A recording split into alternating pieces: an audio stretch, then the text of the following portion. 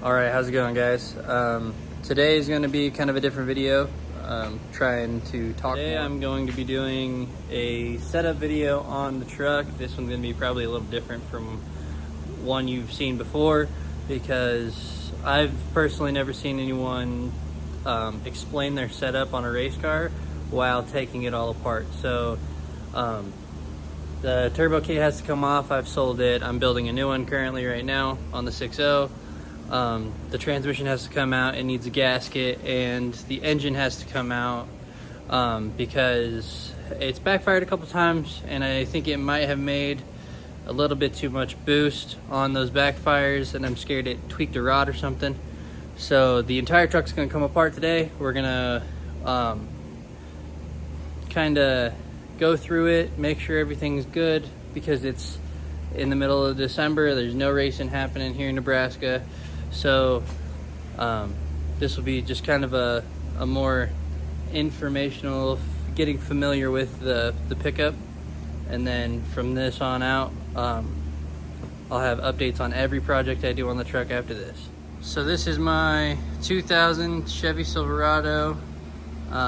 It's a step side, of course, that's the obvious. It is a Turbo 5.3. The turbo is a 76-75 Precision, and it's paired to a Power Glide. So this is my very first turbo build. I have some pretty haggard things happening here. This is a brake line for my turbo feed. It worked, but it's not going to stay that way. It looks completely ridiculous. What is it? Wire. That's probably why your charging temperatures or your charging. I would say that's probably correct. All right, it only caught on fire for a second. See, this is why we don't do this at the track. I thought I saw it smoke. I have some wiring that needs completed or unpinned and taken out, and then all of the wiring needs taken out and harnessed. And then I have some things on the turbo kit that needed to get redone. So this is kind of the main motivator here.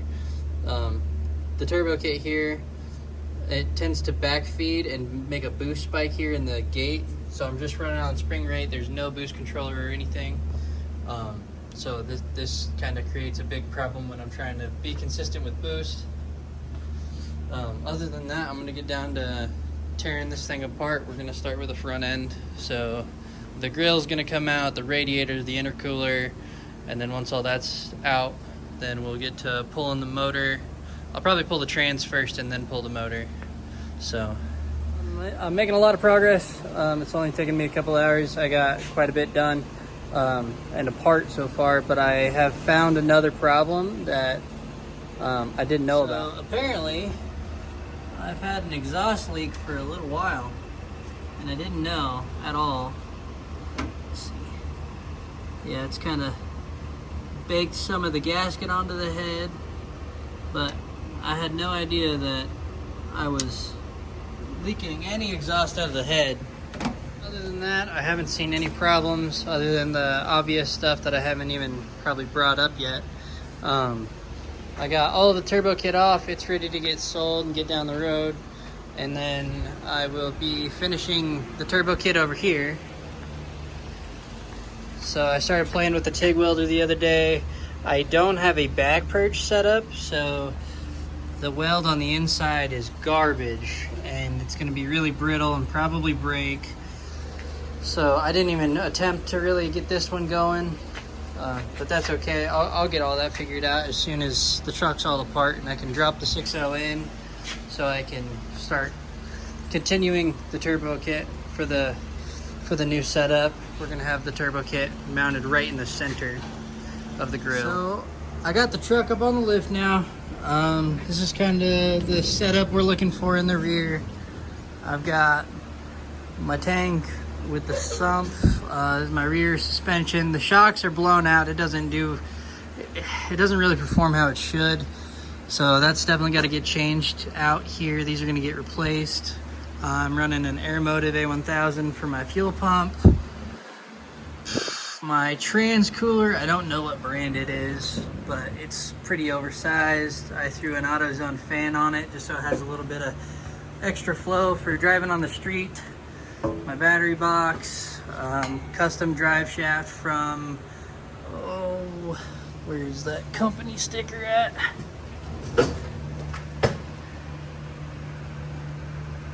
Front Range Driveline in Colorado. Those guys did really good, doesn't vibrate, it's pretty freaking awesome. And then my transmission is a Power Glide from BTE. So far this thing has had no problems at all that were its fault. It did have one hiccup once because of me. I didn't have the correct linkage on it, or this little piece right here. I had a Turbo 400 piece on it, and this is a Power Glide. I don't even know what to call this thing, but yeah, I had the wrong one on there. It had broke something on the inside. We tore it apart, got it fixed. So that made life pretty nice. I might drop a couple pictures or a video of the piece that actually broke, and we just had to kind of reset it. Those teeth right there, the corners are kind of fucked up on them. They had a little claw piece come down. Fuck them all. It does have a trans brake solenoid. For the rest of the setup down here, it's basically a stock 5.3 2000 Chevy Silverado. There's nothing cut on the frame yet. That's probably gonna get hacked off here shortly. This cross member, we just took this from the back side, put it on the front, and it works great. Custom driveline loop cross member. So it's pretty simple, pretty bare bones. We took a lot of extra junk out of this thing.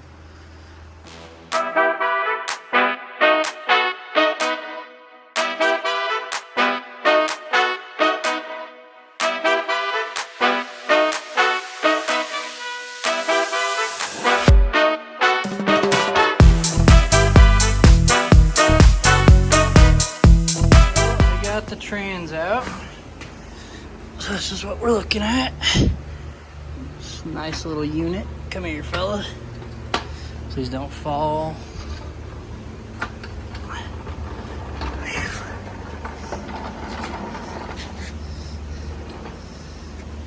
Yeah, nice. Okay, so I'm glad that's out. The little converter in there. This thing, I was terrified wasn't going to be good enough, and it seems to be holding up. I'm definitely going to be watching it next year because it was a $400 JEX converter, and I don't know if I trust it quite yet.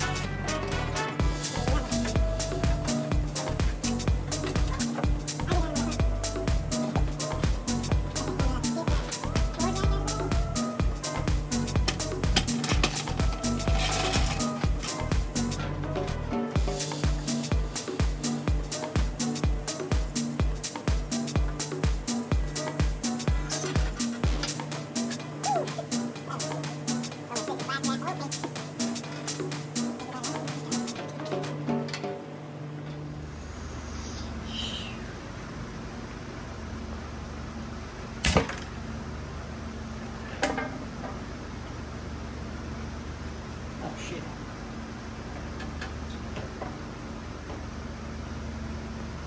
What's that dipstick catching? Or what is it? Oh yeah. You just take that and set it down. Get this shit out of the way.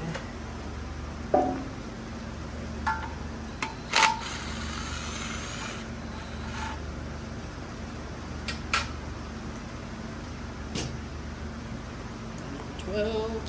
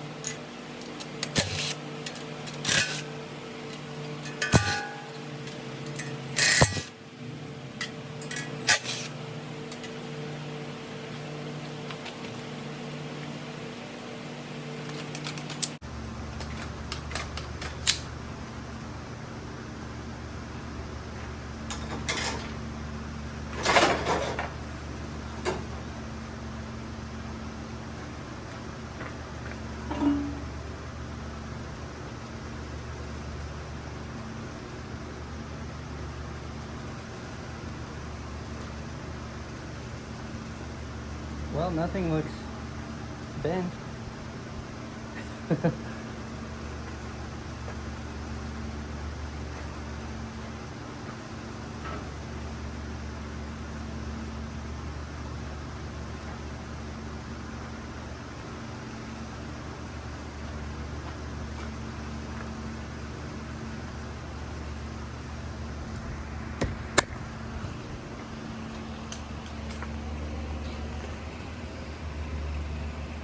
Looks pretty straight, actually. That one might be a little funny. No. I don't know. Let's get that belt off so we can spin it freely.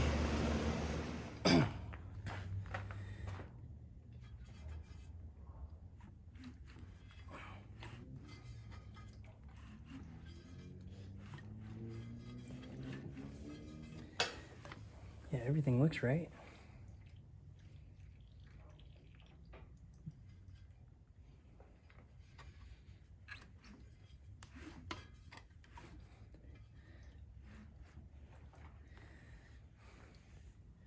You know what's hilarious?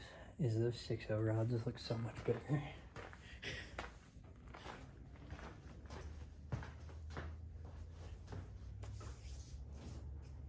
Like, they're not that much bigger, but they just look beefier. Yeah. They don't look so dinky. Not bad for a rotating assembly I soaked in oil for a month. While we're here, we might as well check the rod cap bearings. Make sure none of those are coming loose. Retorque them. Shouldn't. Will you quit bouncing? God, I guess I saw that bike. well, so that's all the farther that I'm going to get on this project for now. It's going to be a couple of days before I get it all put back together. I got to replace some parts on the motor and whatnot. I got to add like a timing pointer and whatnot. Next video will be it going back together, and the one following that will probably be TIG welding. So I'm trying to learn that right now. But should be a couple of weeks and I'll have another video up. Thanks for watching, guys. Please like and subscribe. I'd appreciate it a lot.